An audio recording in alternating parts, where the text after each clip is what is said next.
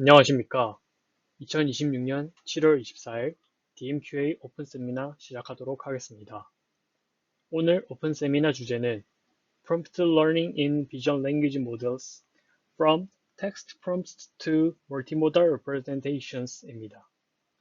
금일 세미나에서는 클립과 같은 비전 랭귀지 모델을 다운스트림 태스크에 적용시키기 위한 프롬프트 러닝 방법론의 발전 과정에 대해 텍스트부터 멀티모달 표현까지 그 발전 과정에 대해 알아보고자 합니다. 발표에 앞서 간단한 발표자 소개가 있겠습니다. 저는 현재 고려대학교 산업경영공학과 대학원 DMQA 연구실에 재학 중이며 김성범 교수님의 지도를 받으며 석사과정 재학 중에 있는 손병우입니다. 저의 관심 분야는 비전 랭귀지 모델과 Representation Learning입니다. 세미나 청취 중 궁금하신 사항이 있으시다면 유튜브 댓글이나 아래 메일을 통해 연락 주시길 바랍니다.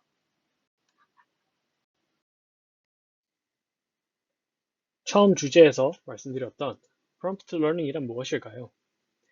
먼저 프롬프트란 원래 언어 모델에서 입력으로 사용되는 것으로서 비전 랭귀지 모델에서는 이미지와 유사들을 계산하기 위해서 입력으로 들어가는 자연어 문제 형태로 표현한 텍스트 입력이라고 할 수 있습니다.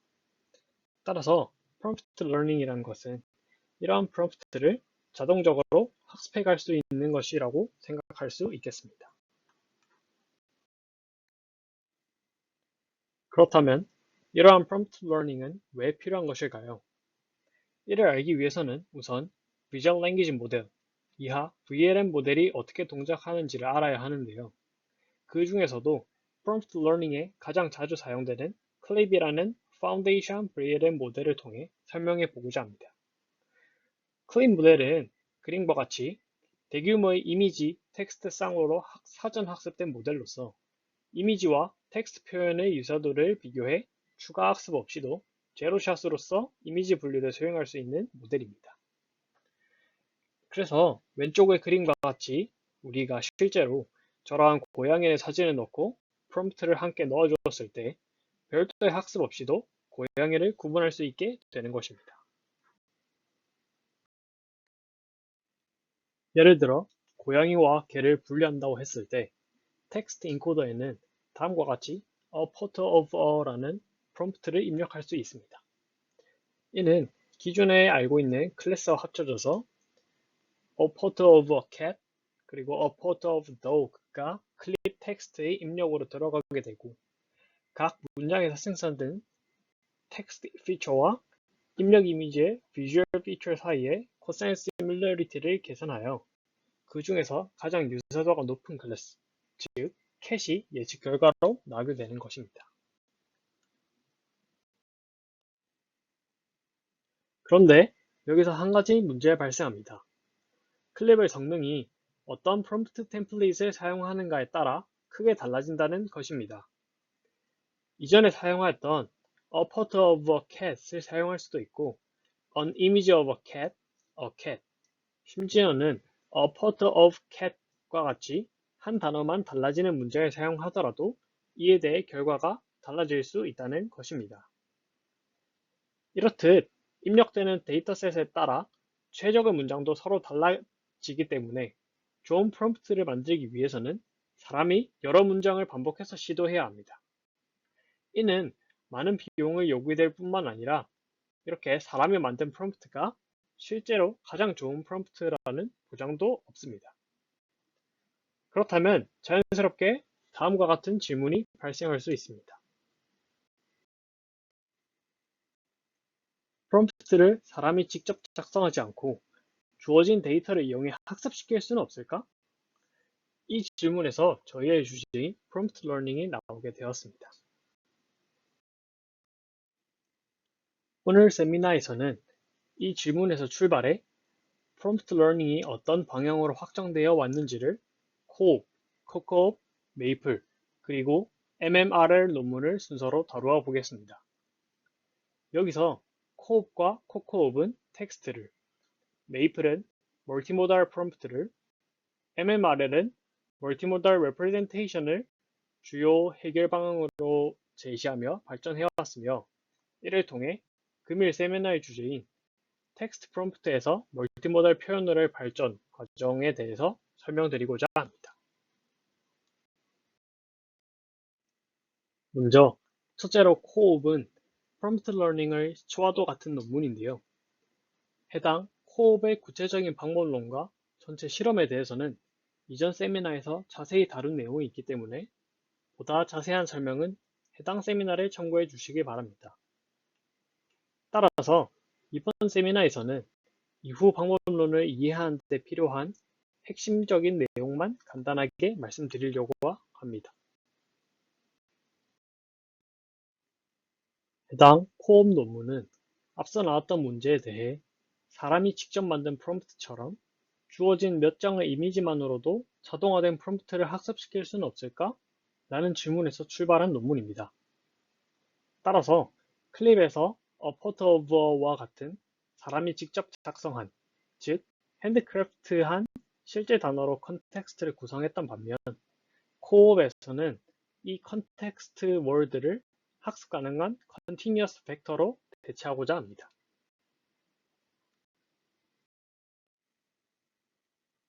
즉, A Photo of A라는 실제 워드 인베딩을 사용하는 대신 그림에 보이듯이 V1부터 VM까지 이러한 학습 가능한 컨텍스트 벡터를 사용하는 것입니다.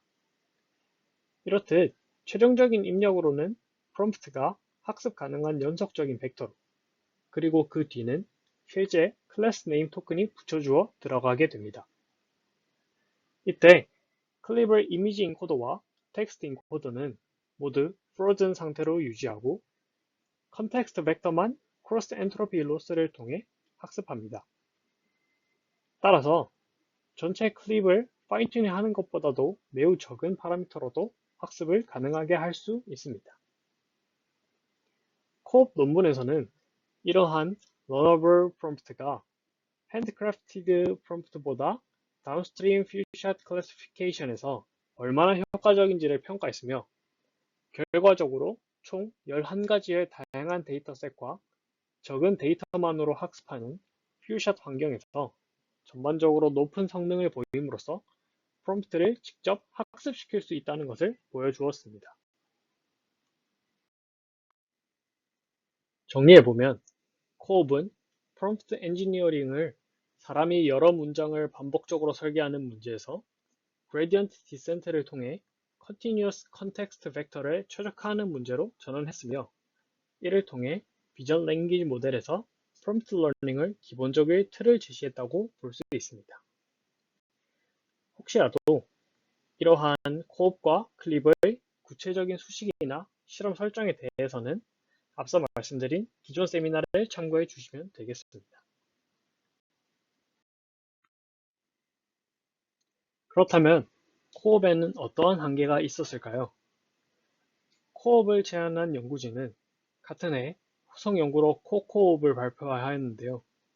이들은 코옵에서 학습된 프롬프트가 모든 입력 이미지에 동일하게 적용되는 스테이틱한 프롬프트 구조이기 때문에 새로운 클래스나 다양한 입력 이미지에 충분히 일반화하지 못할 수 있다고 지적했습니다. 그리고 이를 해결하기 위해 코코옵에서는 각 입력 이미지의 특징을 반영하여 생성할 수 있는 조건부적인 프롬프트 학습 방식을 제안하였습니다. 구체적으로 살펴보았을 때 코옵의 한계는 바로 학습에 사용된 베이스 클래스에 대해서는 성능이 좋아지지만 학습에 사용되지 않은 novel, 즉 new 클래스에 대해서는 성능이 크게 떨어져 베이스 클래스에 대해 과적합된다는 것입니다. 이에 대해 코코옵의 저자들은 그 원인을 코옵의 학습된 프롬프트가 스테이틱한 프롬프트 때문이라고 지적했는데요. 코옵의 컨텍스트 벡터는 학습이 완료되면 모든 이미지에 동일하게 사용됩니다. 따라서 고양이 이미지가 들어와도 같은 프롬프트를 사용하고 자동차 이미지가 들어와도 같은 프롬프트를 사용하게 되어 베이스 클래스의 학습 데이터에 최적화됨으로써 결국에는 특정 클래스 집합에 편중되어 정보를 학습할 가능성이 높아지게 됩니다. 이 슬라이드에 있는 그림은 코코옵 논문에서 코옵의 문제를 설명하기 위해 사용한 선 397 데이터셋의 예시인데요. 위쪽은 학습에 사용된 베이스 클래스입니다. 예를 들어 Arrival Gate와 Cathedral 같은 클래스에서는 제로샷 클립보다 코옵과 코코옵의 성능이 모두 좋습니다. 반면 아래쪽을 윈드폼과 트레인 레일웨이는 학습에 사용되지 않는 노블 클래스입니다. 여기서는 제로샷 클립의 정확도가 75.35, 코옵은 65.89로 오히려 성능이 하락합니다. 코옵이 학습 데이터에서는 잘 작동됐지만 학습하지 않은 클래스에서는 일반화되지 못한 것입니다. 오른쪽의 점선으로 된 보라색 상자에서 보듯 이런 문제에 대해 코코옵의 저자들은 각 입력 인스턴스 X, 즉 입력되는 이미지의 조건에 대한 프롬프트를 학습하는 것을 제안하였습니다. 코코옵의 구체적인 모델 구조는 다음과 같은데요. 먼저 코옵과 동일한 형태로 n개의 학습 가능한 컨텍스트 벡터를 사용합니다. 코옵에서는 이 컨텍스트 벡터들이 어떤 이미지가 들어오더라도 동일했습니다. 하지만 코코옵에서는 입력 이미지가 이미지 인코더를 거쳐 생성한 비주얼 피처를 메타넷이라는 작은 뉴럴 네트워크에 입력하게 됩니다.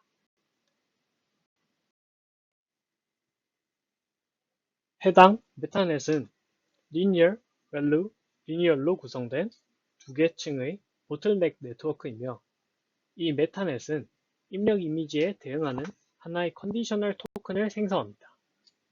그리고 이 컨디셔널 토큰을 기존의 모든 콘텍스트 벡터에 더해줍니다. 중요한 점은 각 컨텍스트 위치마다 서로 다른 컨디셔널 토큰을 생성하는 것이 아니라 하나의 이미지에서 생성된 동일한 토큰을 모든 컨텍스트 벡터에 더한다는 것으로서 이는 실제 프랙티컬 관점에서 매우 파라미터 효율적인 설계로 보입니다. 수식으로는 VMX는 VM 플러스 Pi와 같이 같은 cat 클래스를 분리하더라도 어떤 고양이 이미지가 들어왔는지에 따라 텍스트 프롬프트가 달라지도록 하였습니다.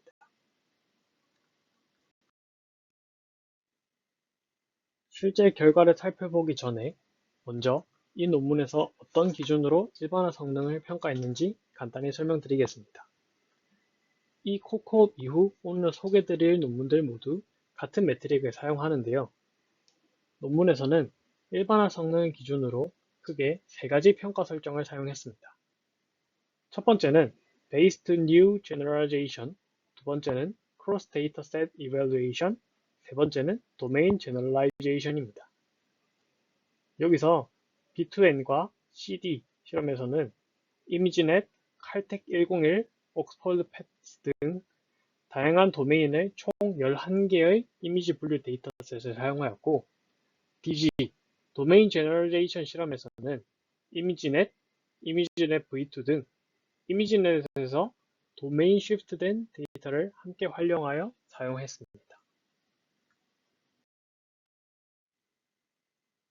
먼저 Based New Generalization은 하나의 데이터셋 안에서 일부 클래스만을 이용해 프롬프트를 학습한 뒤 학습에 사용한 베이스 클래스와 학습에 사용하지 않은 new 클래스에서 각각 성능을 확인하는 방식입니다. 가장 오른쪽 예시와 같이 각 데이터셋의 클래스를 절반씩 베이스 클래스와 new 클래스로 나누고 이 베이스 클래스에서는 클래스당 16장의 이미지만 사용해 프롬프트를 학습한 후 베이스와 new 클래스에서 각각 평가했습니다.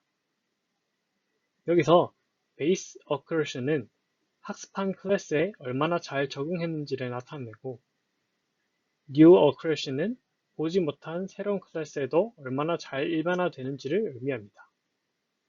또 harmonic mean은 베이스와 new 성능의 균형을 보기 위한 지표입니다.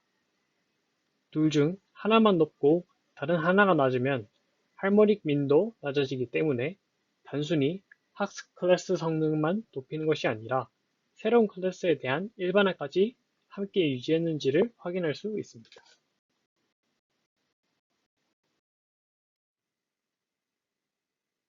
두 번째인 Cross Dataset Evaluation은 한 데이터셋에서 학습한 프롬프트를 다른 데이터셋에 그대로 적용하는 방식입니다.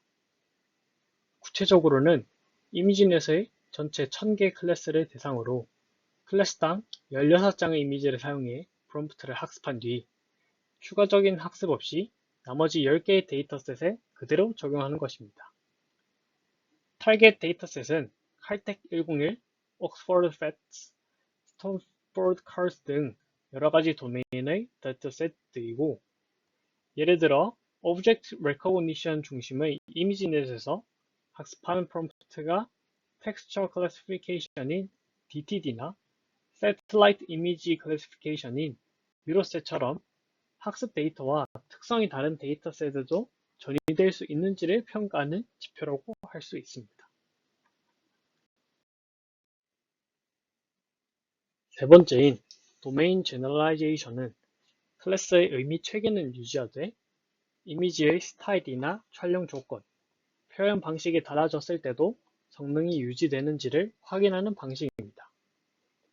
이 설정에서도 이미지넷의 1000개 클래스를 대상으로 클래스당 16장의 이미지를 사용해 프롬프트를 학습하여 이미지넷 v2, 이미지넷 스케치, 이미지넷 A, 이미지넷 R의 4가지 데이터셋에서 추가 학습 없이 평가합니다.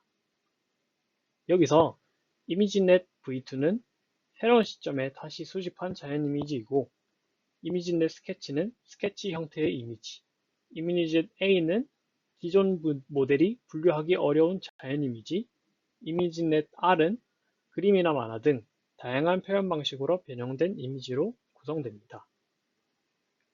코코업 논문에서는 이러한 세 가지 설정을 통해 입력 이미지에 따라 달라지는 컨디셔널 프롬프트가 코옵의 스테이틱 프롬프트보다 실제로 더 일반화 가능한지를 검증했습니다.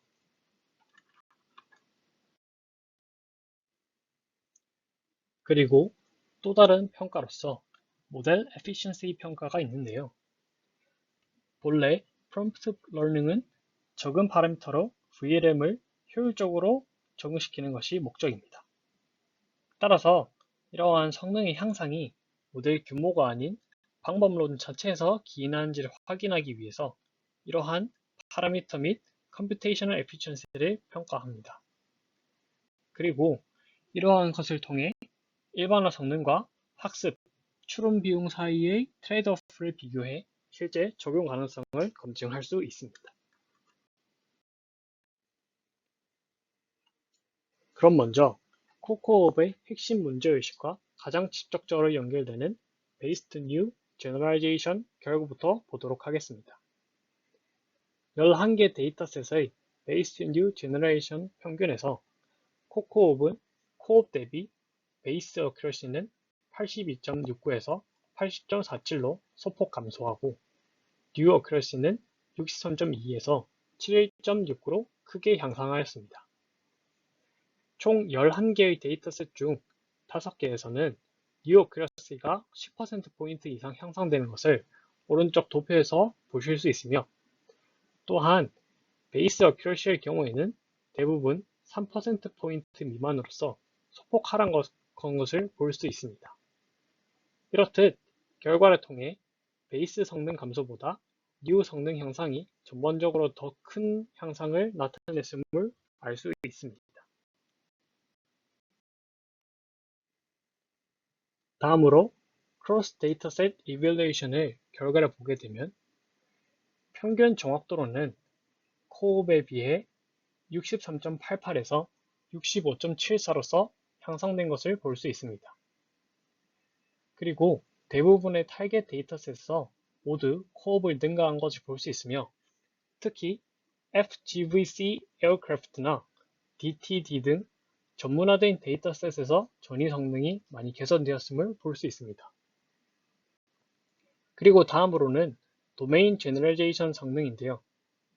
도메인 제너럴레이션에서 이미지넷 v2 같은 경우는 코어보다 성능이 소폭 낮았지만 나머지 데이터셋에서는 모두 더 높은 성능을 보인 것을 알 수 있었습니다.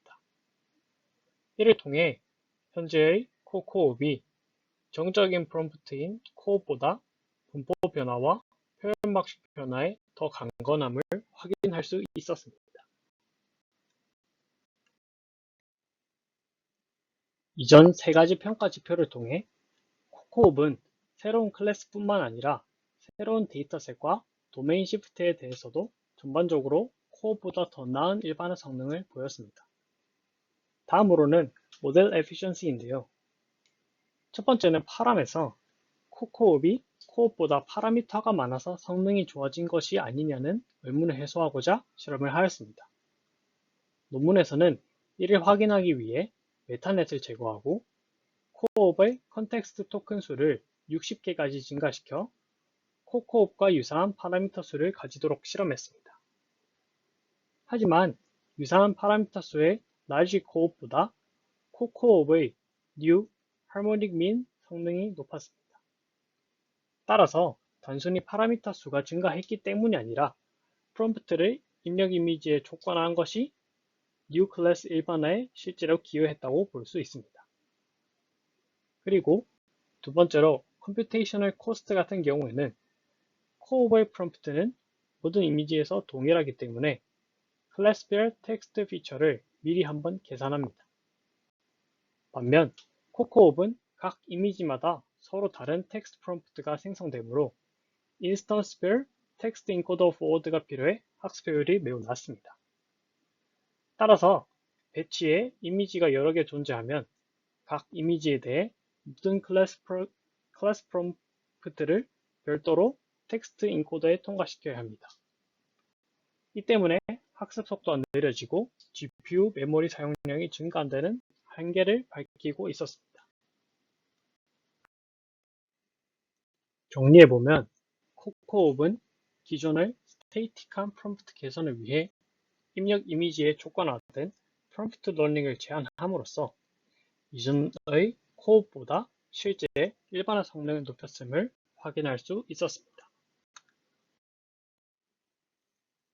여기서 다음과 같은 질문이 발생할 수 있는데요. 클립은 이미지 인코더와 텍스트 인코더로 구성된 멀티모달 모델인데 왜 이런 어댑테이션은 텍스트 인코더에만 적용되어야 할까? 이러한 질문에서 메이플은 출발하여 이전의 코코옵이 가진 유니모달 프롬프팅이라는 한계를 지적하며 멀티모달 프롬프트 러닝이라는 방법을 제안하였습니다. 메이플에서는 VIT 기반의 클립 인코더를 백본으로 구성하는데 이 클립 인코더에 대해 조금 더 구체적으로 보게 되면 오른쪽의 그림과 같이 총 12개의 레이어의 트랜스포머 레이어로 구성되어 있으며 이전의 코코옵 모델은 오른쪽 그림과 같이 다시 나타낼 수 있게 됩니다. 여기서 볼 수 있듯 메이플의 저자가 제기하는 핵심 문제는 기존 프롬프트 러닝이 클립의 텍스트 인코더에 대해서만 프롬프트를 학습하는 것은 모델링하기에 충분하지 않다는 것입니다. 텍스트와 비주얼 두 모델에서의 프롬프트가 서로 아무런 관계없이 학습되면 비전 브랜치는 비전 브랜치대로, 텍스트 브랜치는 텍스트 브랜치대로 서로 다른 방향으로 최적화될 수 있습니다. 하지만 그렇게 될 경우 클립이 프리트레이닝을 통한 학습한 비전 랭귀지 정명이 오히려 손상될 가능성이 있다고 보며 이런 것들을 함께 조정할 수 있는 멀티모달 프롬프트 러닝을 제안하게 된 것입니다. 메이플은 이러한 문제를 해결하기 위해 세 가지 핵심 아이디어를 제안합니다.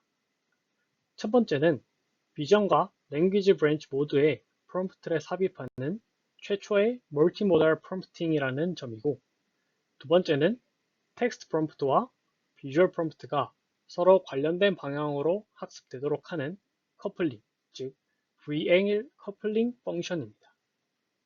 마지막으로 딥 프롬프팅 전략을 통해 프롬프트를 첫 번째 레이어에만 넣는 것이 아니라 여러 트랜스포머 레이어에 삽입하여 컨텍스추얼 레프레젠테이션을 점진적으로 학습하도록 하고자 했습니다.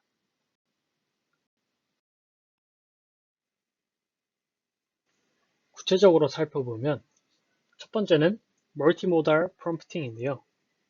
그림의 위쪽에는 텍스트 인코더가 있고 아래쪽에는 이미지 인코더가 있습니다. 이때 기존의 코옵처럼 텍스트 인코더에만 넣는 것이 아닌 이미지 인코더에도 러너블한 프롬프트를 삽입함으로써 기존 텍스트 only 프롬프트 러닝을 비전 랭귀지 멀티모달 프롬프팅으로 확장한다는 것입니다.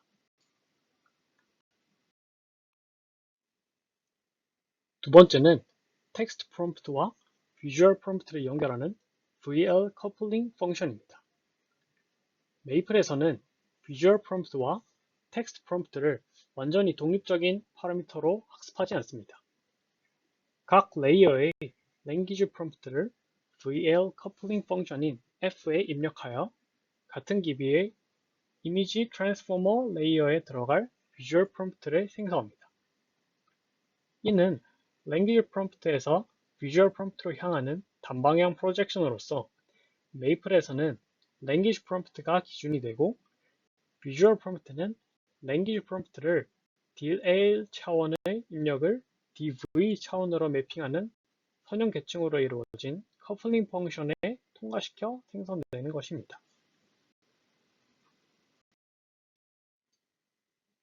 마지막 세 번째는 여러 트랜스포머 레이어에 프롬프트를 삽입하는 딥 프롬프팅입니다. 메이플은 프롬프트를 첫 번째 레이어에만 삽입하는 것이 아니라 여러 트랜스포머 레이어에 걸쳐 레이어별 프롬프트를 입력합니다. 이를 통해 샬로우 레이어에만 태스크 정보를 전달하는 것이 아니라 인코더의 깊이에 따라 컨텍스추얼한 레프레젠테이션을 점진적으로 조정할 수 있게 합니다. 여기서 주의할 점은 첫 번째 레이어와 두 번째 레이어는 서로 다른 파라미터이며 각 레이어는 독립적인 컨텍스트 파라미터를 입력받는다는 것입니다. 즉, 각 트랜스포머 레이어에는 서로 다른 러너블 프롬프트가 존재하는 것입니다. 저자들은 트랜스포머의 각 레이어가 서로 다른 수준의 컨텍스추얼 릴레이션십을 표현하기 때문에 레이어마다 별도의 프롬프트를 사용하면 스테이지 와이즈 피처 릴레이션십을 더 잘 학습할 수 있다고 주장합니다. 그럼 이러한 메이플의 성능은 어땠을까요? 먼저 정성적으로 메이플 논문의 TSNE 결과에서는 코코옵과 메이플의 차이를 시각적으로 보여줍니다. 코코옵은 텍스트 프롬프트만 변경하기 때문에 클래시파이어 역할을 하는 텍스트 피처는 달라지지만 이미지 인코더에서 추출되는 비주얼 레프레젠테이션 자체는 기존 클립과 동일합니다. 반면 메이플은 이미지 인코더에도 프롬프트를 입력하기 때문에 다운스트림 태스크에 맞게 비주얼 레프레젠테이션도 함께 변화하게 됩니다. 실제로 DTD, 유로셋, UCF101의 TSNE를 살펴보게 되면 메이플의 이미지 피처가 코코옵보다 클래스별로 더 명확하게 분리되는 것을 확인할 수 있으며 이는 시각적으로도 메이플의 효과를 확인할 수 있는 부분입니다.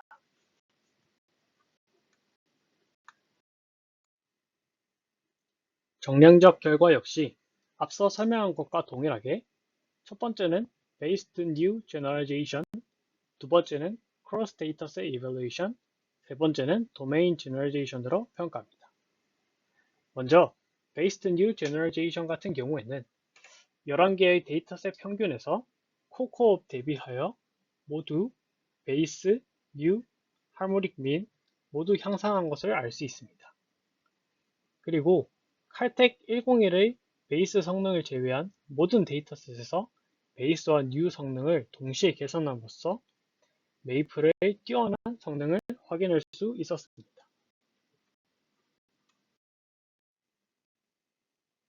다음은 Cross Dataset Evaluation입니다.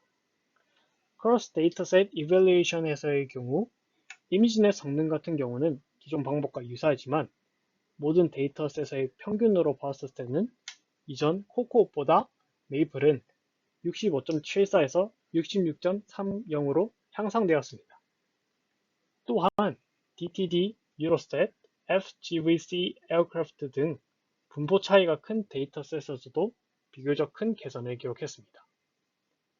다음으로 도메인 제너럴라이제이션 같은 경우에는 이미지넷 V2 같은 경우는 코코업과 동일한 성능을 보였지만 나머지 모든 데이터셋에서는 모두 향상된 성능을 보임으로써 이러한 도메인 시프트에 대한 강건성도 개선되었음을 알 수 있었습니다.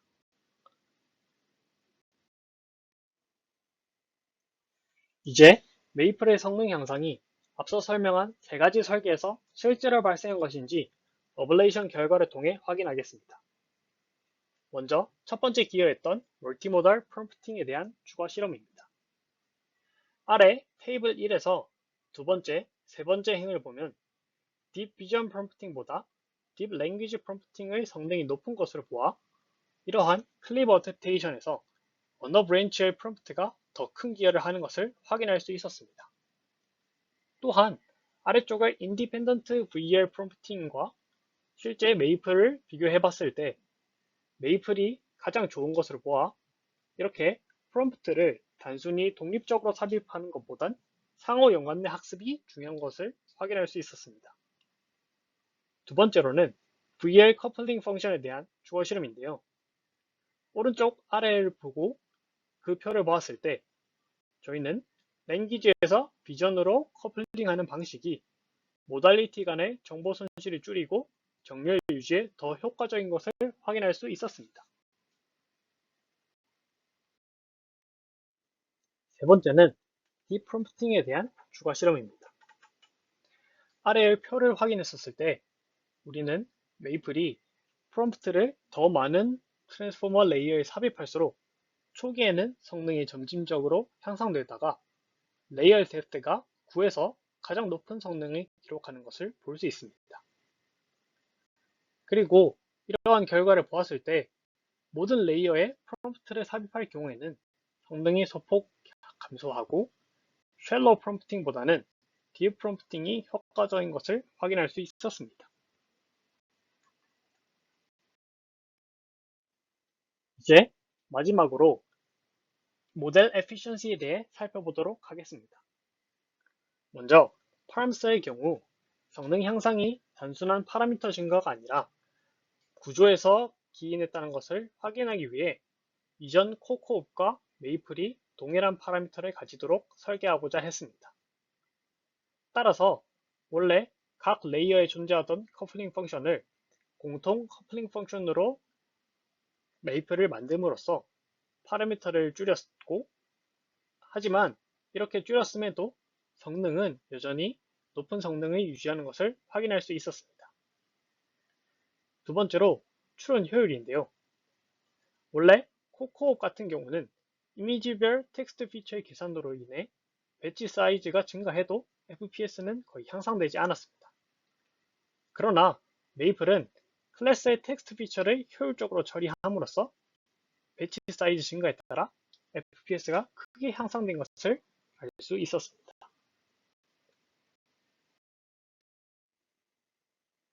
정리하면 메이플은 텍스트와 비전 브랜치 모두에 프롬프트를 삽입하고 커플링 펑션을 통해 두 프롬프트의 관계를 유지하며 이를 여러 트랜스포머 레이어에 확장함으로써 멀티모달 프롬프트 러닝을 태스크에 적용시킨 방법이라고 할 수 있습니다.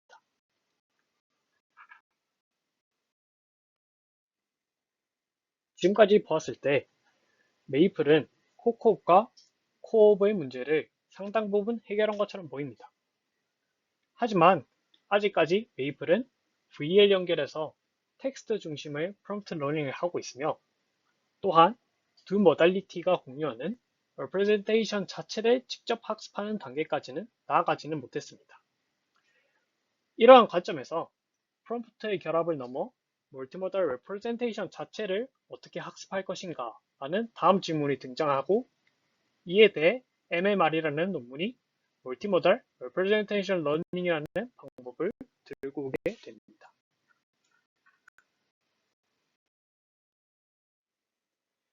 MMR의 저자들은 메이플에서 세 가지의 문제가 있다고 지적하였습니다. 첫 번째로는 텍스트-센트릭 프롬프팅으로서 텍스트 기반의 커플링이 아직까지도 유지된 것. 두 번째로는 lower layer prompting으로서 낮은 계층에서 프롬프트를 적용한 것. 그리고 세 번째로서는 single feature optimization으로서 최종적으로 클래스 토큰 피처만 계속해서 최적화가 된다는 것이었습니다. 이에 대해 MMRL은 상위 레이어의 shared representation을 기반으로 어댑테이션과 제너럴리제이션을 분리하는 구조를 제안하고자 하였습니다.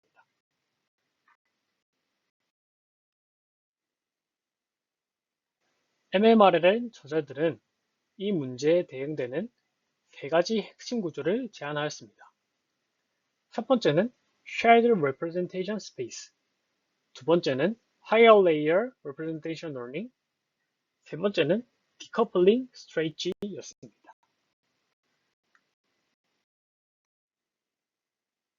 첫째로 Shared Representation Space 같은 경우에는 메이플에 지적했던 첫 번째 문제인 Text-Centric Multimodal Prompting을 해결하기 위해 제안한 방법입니다.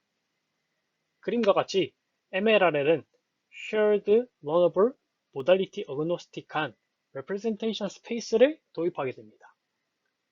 그림 가운데의 초록색 영역에 R이라고 표시된 부분이 이 Shared Representation Space입니다. 이 내부에는 러너블한 Representation 토큰이 존재하며 가우시안 디스트리뷰션으로 초기화됩니다. 이 Shared 토큰을 모달리티와 레이어별 매핑 펑션을 통해 Shared Representation을 각각 Visual 그리고 Textual Representation 토큰으로 변환합니다. 즉, 메이플이 랭귀지 프롬프트에서 비주얼 프롬프트로 프로젝션하는 구조였다면 MMRL은 특정 모달리티에 속하지 않는 Shared Representation에서 비주얼 토큰과 텍스처럴 토큰을 각각 생성합니다. 이를 통해 비주얼과 랭귀지 중 어느 한쪽을 중심으로 삼지 않고 두 모달리티가 동일한 shared 파라미터 스페이스를 함께 최적화하도록 하였습니다. 둘째로 Higher Layer Representation Learning 같은 경우에는 두 번째로 제기했던 Lower Layer Knowledge의 손상을 줄이기 위해서였습니다. 저자들의 가정에 따르면 Lower Layer는 Pre-training에서 학습한 Generalizable 피처를 보존하는 역할을 하고 Higher Layer는 Downstream 데이터셋에 필요한 Discriminative 피처를 학습하는 역할을 합니다.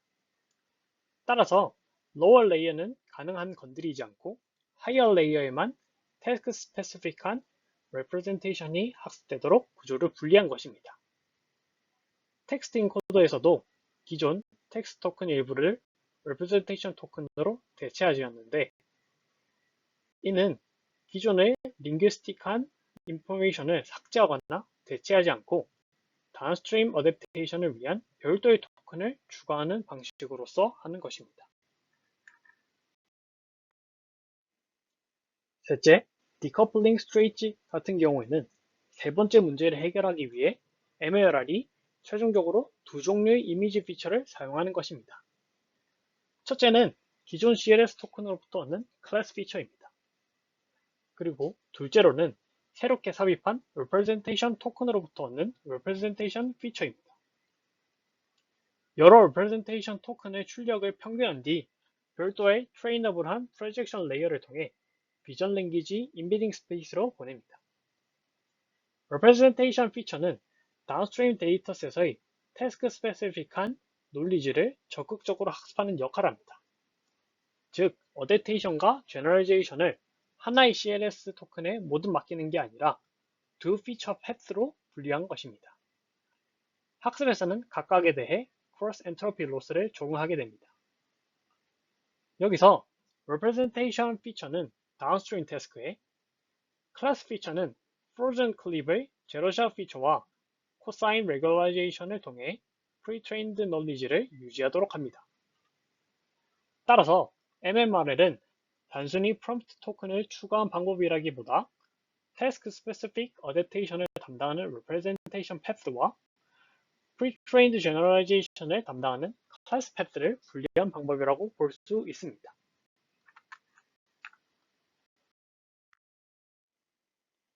이러한 두 피처는 인퍼런스에서도 동일하게 사용되지 않습니다.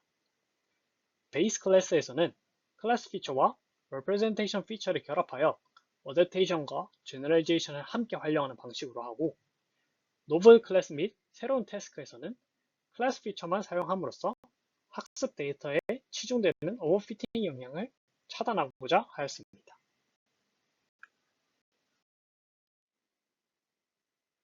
이제 MMRL의 성능을 앞선 방법들과 동일하게 Based New Generalization, Cross Dataset Evaluation, Domain Generalization 순으로 보겠습니다.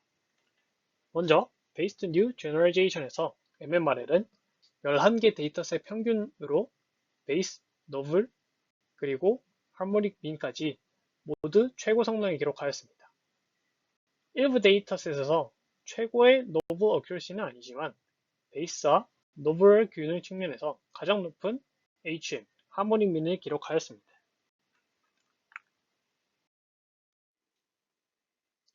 다음으로 Cross Dataset Evaluation입니다. Cross Dataset Evaluation 같은 경우 10개의 타겟의 데이터셋 평균으로 67.25를 기록하며 기존 방법보다 높은 Cross Dataset Transfer 성능을 달성했습니다. 그리고 Domain Generalization 같은 경우에도 4개의 타겟 도메인 중 ImageNet V2와 ImageNet A에서 최고 성능을 기록했으며, 이러한 다양한 도메인 시프트 속에서도 제너럴한 널리지를 안정적으로 유지하는 것을 확인할 수 있었습니다.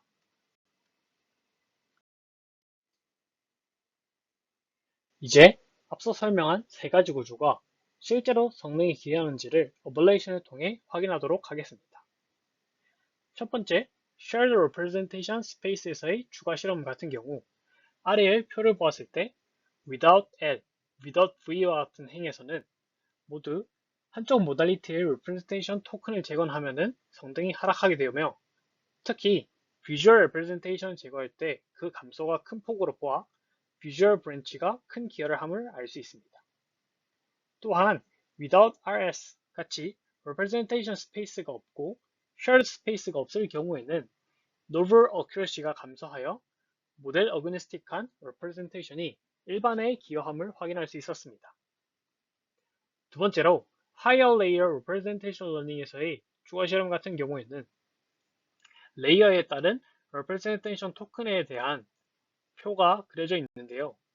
이때 6에서 12까지의 레이어에 삽입한 것이 가장 높은 하모닉 민을 기록하며 상위 계층에서의 어댑테이션 효과를 확인할 수 있었습니다. 마지막으로 디커플링 스트레이치에 대한 추가 실험 같은 경우 아래쪽 표에서 알 수 있듯이 첫 번째, without DS1 같은 경우에서 베이스 클래스에서 representation 피처를 제거하면 베이스 어큐러시가 하락하는 것을 알 수 있으며, 두 번째로 without DS2와 같이 노블 클래스에도 representation 피처를 사용하게 되면 노블 어큐러시가 크게 하락하는 것을 볼 수 있습니다. 여기서 저희는 베이스와 노블의 서로 다른 피처를 사용하는 디커브드 스트레이치의 필요성에 대해서 검증할 수 있었습니다. 이제 MMRL이 파라미터 에피션 튜닝 관점에서 어느 정도 효율적인지도 살펴보도록 하겠습니다. 먼저 파람스에서 기본 MMRL은 4.991밀리언 파라미터로 가장 작은 모델은 아니지만 매우 높은 성능을 기록하고 있습니다. 이러한 파라미터로 인해 성능이 높아진 것은 아닌지 확인하기 위하여 MAA와 같이 파라미터를 맞출 수 있도록 축소하여 성능을 돌려보았는데요. 이러한 축소한 MMRL에서도 하모닉 민은 80.84로 높은 성능을 유지하였습니다. 그리고 학습 시간 같은 경우 MMA 모델보다는 느리지만 그 높은 성능을 고려했을 때 학습 시간과 정확도 사이에서 우선 균형을 제공하고 있습니다. 마지막으로 출현 효율 FPS 같은 경우에는 배치 사이즈 100에서 762.4 FPS로 메이플이나 프롬프트 SRC보다는 느리지만 그 모델보다 더 높은 성능과 빠른 학습 속도를 가지고 있습니다.